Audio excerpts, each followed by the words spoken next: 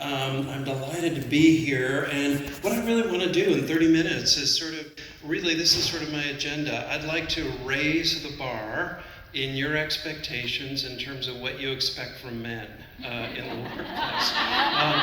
So when you go back and they don't like what you're saying, you can blame me for this, but I think women could expect more from men, and I think they should. And let me just kind of tell you about the methodology for the work that we have done. My co-author, sociologist David Smith, and I have written a book about Athena Rising, how men can be better mentors, and then we've just finished research on what great allies look like from the perspective of women. And in both cases, our methodology was to go out and interview lots and lots of women about what worked well. If they had a male mentor, what did he do that was great? What about not so great? And the same with allyship. And we sort of aggregated all of that. And I want to sort of give you some of the best of, and I encourage and empower you to go look for that and then call that out and maybe have higher expectations.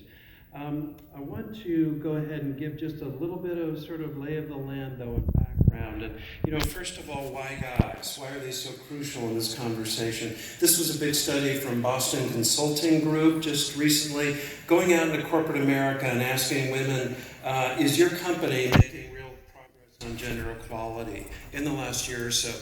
One of the most salient factors was whether those women saw men as actively involved in gender equality at work. So when they said yes, men are involved, 96% said we're making progress, and only about 30% in the case where they didn't see men involved. We're talking about male allies. I just want to note, there's a spectrum here. I don't waste a lot of my time with apathetic men. And I encourage you not to either. These are guys that are just, I don't give a rip, right, about gender equality, and I'm not going to spend time with those guys. But all the other guys, and it's a big group, they're somewhere on the spectrum. Some are concerned about equality, they just don't know what to do. Others at the far end are all in, right? And the guys at the far end, you're going to know.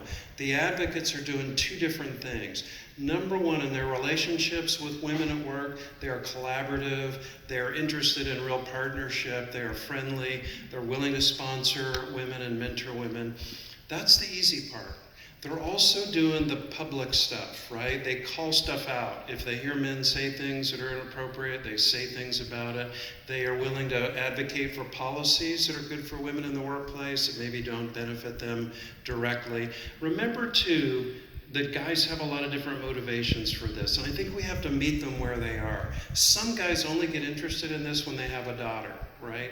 And suddenly the light bulb goes on, and that can be frustrating for women. I know that it took that long, but at least now he's thinking about this. Other guys are numbers guys, right? Show me the bottom line, how real gender balance is good for my company, and we've got that data, and that's useful for him. Other guys are just really into social justice, and sometimes they have multiple motivations, but recognize guys are not a monolith in this area. You're probably, how many of you in the room were told early in your career, or just been told in school, make sure you find a mentor? We all hear that, that's the mantra, and the data would support that. It's good for your career. But women show up in their first workplace, and they can't just drop by and check out their female mentor. As the cartoon shows, it doesn't work. They get there and they look around, and there are very few women, right? Especially as you go up the ranks, you're going to find fewer women. So if guys are not leaning in, a lot of women are going to drop through the cracks and not have mentors. Men have got to be willing to do this. And what I'll tell you is when a woman has a male mentor, the data would suggest she makes more money and makes more promotions. And is that because dudes are good mentors? No. It's just because they often hold power, right? And they're in positions where they can sponsor. So you want to, maybe think about having one in your network. What we heard loud and clear from women in our research was they're not looking for this guy as a mentor. This is the old guru mentor, very traditional, very hierarchical, top down. The attitude is, you may come sit at my feet and learn from my wisdom. And women say, nope, not really so interested in that. Would like a more reciprocal, mutual relationship where there's fluid expertise and really more of a collegial relationship. I will also say that, look for somebody who's willing to network you, right? We're finding that the single mentor model no longer works. You want to network, and a great mentor will do this. I don't know the answer to that, so I'm going to introduce you to somebody who does. I'm going to broaden your network, and I'm always looking for ways that I can do that. Let's talk about some of the things very briefly that keep guys on the sidelines, keep them from engaging with women. One of the obvious ones is just flat out sexist bias, right? And you're in engineering and STEM, you are going to see this in spades. You already have. I don't know if you remember this character, Tim Hunt. He won the Nobel Prize in physics, and when he was interviewed at that time, he was asked, "Do you work with women in your lab?" This was his response.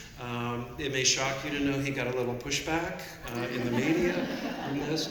This is egregious. I'm worried about the more subtle stuff, though, right? When you ask men, what do you think of women? In all the research in social psych, men don't say negative things on the surface. There's this thing called the women are wonderful effect. So you ask men, what do you think of women? Oh, they're great. They're kind, they're caring, women are terrific. But what you're not hearing are, she's effective, she's competent, she's our next leader. I'm not hearing those things. So sometimes benign attitudes cause women to be overlooked as well. There are other reasons guys avoid women in the workplace. Men can be anxious. I got a manuscript for how to have a mom relationship or a daughter or maybe a partner, but no one ever gave me a script for how to have a close working, collegial, non-sexual relationship with a woman at work. I don't know how to do that, so I just stay on the sidelines. Other guys told us they were worried about what a partner or spouse might think if he started spending a lot of time mentoring a junior woman. So there could be all kinds of things.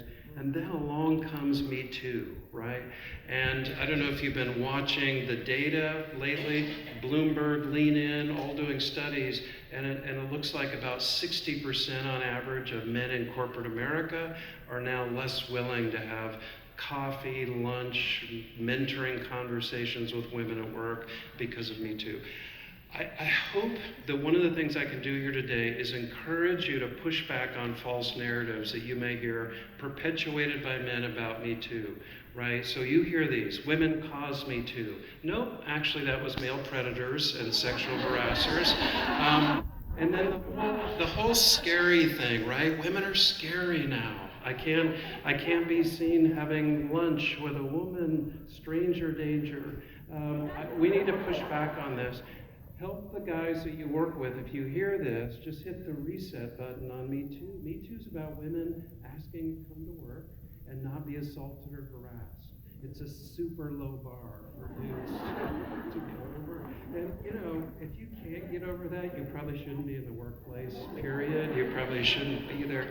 And then last thing, as a clinical psychologist, I'll just say, if you're a guy who's still anxious about women, there isn't any other cure but exposure therapy, right? So more lunches, more conversations, more coffees. So, and then, tongue in cheek, I always like to remind men that you do have this thing, because we hear from men even, and it always surprises me, what if I'm attracted to her, right? I'm mentoring a junior woman, I find her attractive.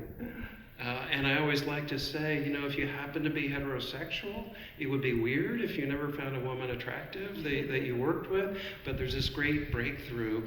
You have a frontal lobe, too. And, so I can be aware that someone's attractive and have judgment, impulse control, decision making. And you can share another great study with guys who seem to have trouble with this whole attraction. There's this great thing in social psych called the perceived mutual attraction effect. So they'll go into a workplace, like your engineering company, and they'll have a list of everyone you work with, and anonymously you rate everyone there in terms of how attractive you find them. And then there's another column where you rate, to what extent do I think each of those people are attracted to me? And it turns out one gender radically overestimates. So message to your male colleagues, she's not that into you. So just keep it professional. Okay, so the rest of my time, What I really would like to do is just sort of walk you through what women tell us on aggregate worked really well. And I'd love to have you look for these things and expect these things for men. If there's a way you can call more of these things out, that's great.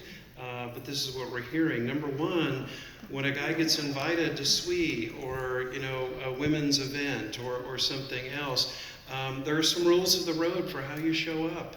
Show up and listen, right? Show up and learn. Don't show up and mansplain and tell women how to do gender equality. Ask how you might be able to contribute. There's some tension here when you include men, in what has traditionally been women's events. Some women's conferences are starting subtracks called Manbassadors and Male Champions, which is great for bringing guys in the door, right? Because guys say, yes, I'm a champion, I'll come. But women can roll their eyes, right? I understand this and say, really, I got to call you a champion to get you interested in gender equality. So we have to approach this, with some humility, I think. This one may shock you. Our message to men, after doing our research, is if you want to be an ally for women in the workplace, start at home, do the dishes. If you're not a 50-50 partner, if you happen to be partnered, you're not pulling your weight. And we tell men, go ask for an audit, right? Ask your partner, if you have one, am I doing my 50% with childcare and housework? If I'm not, I need to up my game, obviously, here. I will just tell you, we're not going to make the workplace equal until men are asking for time off to take care of kids, until men are asking for flex time, until men leave loudly, not sneak out the back door when they have to go pick up a child for an appointment. They need to make it equal. And I think the way we start with that is at home. In terms of how men can get started, JP Morgan is one company that has a great example. Easy. If men ask you, well, I see talented women, I just don't know where to begin. I worry about how it'll come across if I offer, to mentor them. I don't want it to be misperceived. JP Morgan has this great exposure therapy technique, and they're asking men to take a pledge called the 35-1 pledge. So every man who does this agrees to spend 30 minutes a week taking a junior high talent woman to coffee, kind of initiating a mentoring conversation, asking how he can contribute to pushing her forward. Spend 5 minutes a week congratulating a woman on a win or an achievement or an accomplishment that you work with. And then 1 minute telling other people, especially stakeholders in the company, what she did that was so great. So kind of calling it out. That's easy, right? The 35-1. And if guys would commit to doing that, every week, we'd move the dial on more engagement. Gender humility, right? It's not assuming you know what her experience has been. Asking questions, being willing to sort of find out about what it's like for her to show up at work. Women told us that was very important. Let me just ask you before I show you the next one, because this one was the number one thing women recommended that men get better at work, in relationships generally. Any idea what that would be? What guys could do better? Well, I don't know if you've ever noticed men are not so good at listening, but apparently this is huge, and it kind of surprised me how much this came up. But when we're talking to men, we say, look, if you just want to do one thing better, how about listening? And the kind of listening you do matters.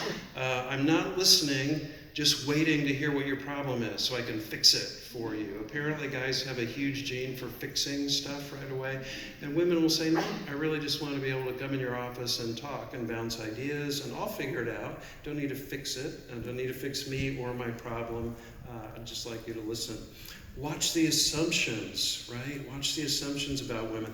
Guys get themselves into trouble by assuming what women will or won't want to do in their career, and it's very easy to do. This is Robert Lightfoot. He's a director of NASA, or he was when we got to interview him. He was recommended to us by a woman who said he was a terrific mentor for her. When we got an interview, he was very humble, and he said, let me tell you where I got it wrong. I made assumptions about women, and I'll give you an example. I was on a selection committee for an executive position at NASA. The top position by a mile, or the top candidate by a mile, was a woman. as we're sitting around the table for our last meeting before we offered the job, I wanted to show how gender savvy I was. So I said, well, you know, this job involves travel, and she just had a baby. And he said, luckily a woman was sitting across from me in that meeting with flames coming out of her eyes. She said, Robert, I think she knows the job involves travel, and I'm certain she knows she had a baby. So how about if you don't make the call for her? If she's our candidate, we're going to offer her the, and he said it was like, boom, light bulb moment. It seems so obvious, but I was trying to get it and not. I was making assumptions. So, you know, if a guy's making assumptions, call it out and you know, just let him know. He may have no clue. The watchdog skills are huge. Situational awareness. What happens when that dude in a meeting says that egregiously sexist thing or makes a harassing joke and everyone's just sitting there, right? Usually a whole bunch of men. No one's saying anything. Male allies will say something, right? And they may not know exactly what to say. We encourage guys, don't go beyond 3 seconds waiting, because that's when bystander paralysis sets in. Got to say it within about 3 seconds. And women can do this just as much as men. But interrupt it, right? And saying ouch, for example. You know, the beauty of ouch is it buys you like 3 seconds while everyone's looking at you to kind of think about what you want to say about that. And then, you know, our message to men is when you call it out, when you do the ouch technique, for example, it's not okay to then say, hey guys, no, Rachel's in the room. No, that's not okay. You say, it didn't land the right way with me. You own it, and then you say why it wasn't okay with you. So we want to take ownership of that. I don't know if looks familiar to any of you. The caption is, that's an excellent suggestion, Miss Triggs. Perhaps one of the men here would like to make it. I gotta just say, we share this with men and they just stare at us like, what? This doesn't happen to men very much, but it does for women frequently. We heard it over and over again in our interviews. Women would say, yeah, I'm in a meeting, I give a great idea. Everyone's like, tepid response. 15 minutes later, a dude says exactly what I said, or almost, and everyone's like, wow, great idea, Bob. And so if you see that, by the way, women tell us that's having your idea bro-appropriated. So if you see that, you know, women and men can say something. Well, good idea, Bob, but I'm confused. How's that different than what Sarah said 10 minutes ago? I'm a little, it draws all the attention back to the fact that was her contribution. Same with man-interruptions, right? Women get interrupted all the time. Easy to just say, hold the thought, Bob. I'd really like Sarah to finish her thought. I'm really interested in what she was saying. And by the way, I got to give a shout out to office housework. This is a major issue. It's subtle. A lot of guys don't see this, but they need to see it. And that is, is the only woman in the room being asked to take the notes or get the coffee or plan the social event. All these things that have no promotion value, but seem to end up in the laps of women. And you're going to know an ally because an ally will say, no, Sarah's not taking the notes, I'll do that. And then let's set up a rotation so everyone takes a turn. We're not just going to defer to our female colleague. Stretch assignments. So important. Women don't get as many of these. Men seem to be a little more willing to challenge junior men. They don't throw down the challenges for junior women. There can be different reasons for this. Some guys are afraid she can't hack it. They have biases, that women aren't up to it. They're afraid of tears, right? If he's really pushing her and then, God forbid, there are tears, what would I do with that?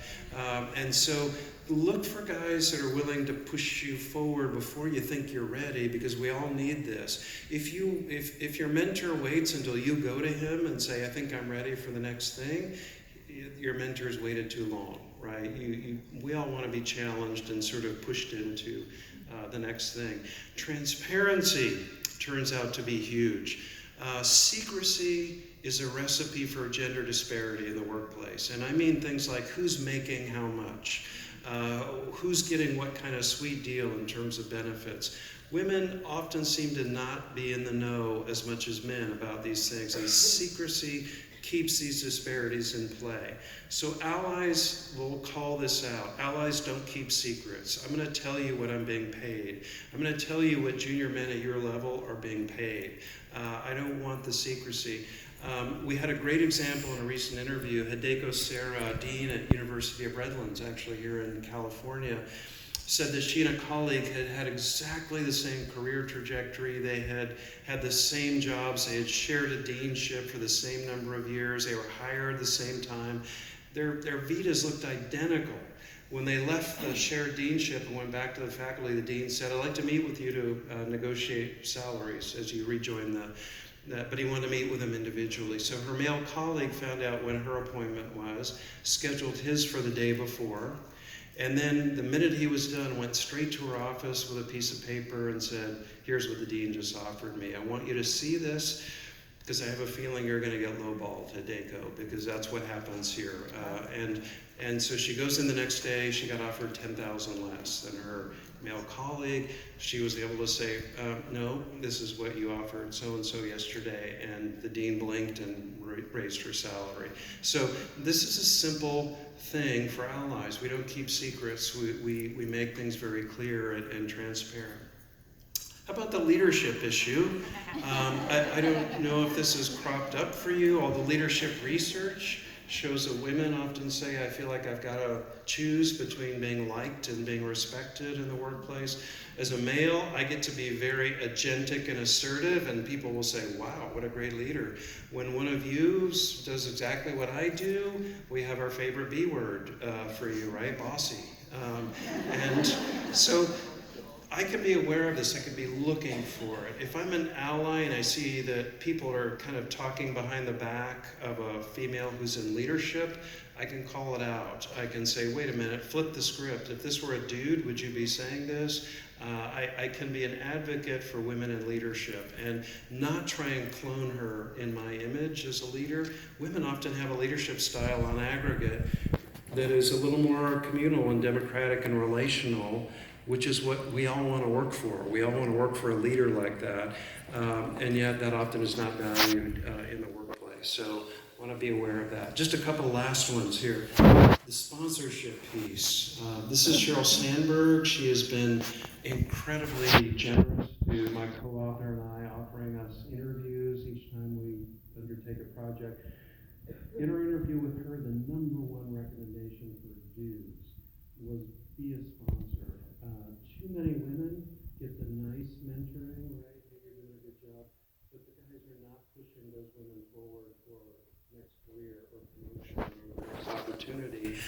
So you want to be an out loud sponsor. She told us my first job out of college was as an assistant to the U.S. Secretary of the Treasury. Everywhere we went on the world stage, he would introduce me and say, this is Sheryl Sandberg. She graduated #1 in economics from Harvard. She's a rock star. I couldn't do this job without her. And after the third or fourth time, she pulled him aside and said, Larry, stop. It's embarrassing. And he said, Sheryl, this is how it begins. This is how it starts. This is how we launch things for you. If people know what I think of you, they're going to want you to work for them. So litmus test for allies. Are you talking about your mentee when she's not even in the room, right? Are you telling other people what your mentee is accomplishing? And I think that's a crucial part of this. Much time. Got a couple minutes. A couple last things. Making sure women are heard and included. This is key for allies. What we find often is women their expertise is not recognized and they're not included during key meetings when their expertise is discussed. So if I'm in a meeting and a female colleague's clients or accounts or great ideas are being discussed, I'm going to stop the action and say, why isn't Sarah here when we're talking about her stuff or her idea? Let's table this until she can be here. She should be leading this meeting next time. Or I can call out her expertise in a meeting. Or I can give a testimonial. You know, what I've learned from Sarah about this is, you know, my social capital, gets sent on to somebody else. Okay, I'm going to speed ahead here. Cloning thing. Watch out for this. I don't know how many of you have encountered this, but this is one of those not so good, male mentor behaviors. Mentors can be tempted to try and validate their own career track by getting you to do exactly what they did, right? And you'll kind of feel the pressure to make all the decisions that they made, and need to be willing to push back on this. And maybe mentor's not even aware he's doing this, and so giving him the feedback. You know, I know this was your career trajectory. I don't really see myself doing that, nor do I want to. Here's what I would love to do. And if the mentor can't respond to that, then you probably need to switch mentors.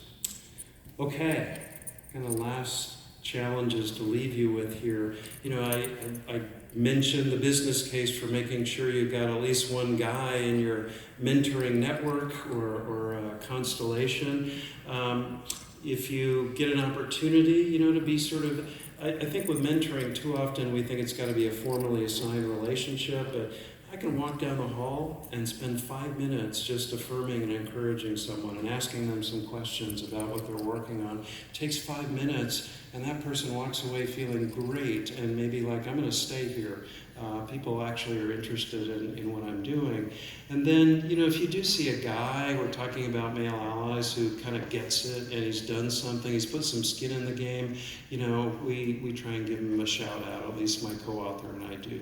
We also have a different hashtag for guys who say that thing in the meeting that was totally inappropriate, and you can use this one too, hashtag bro no.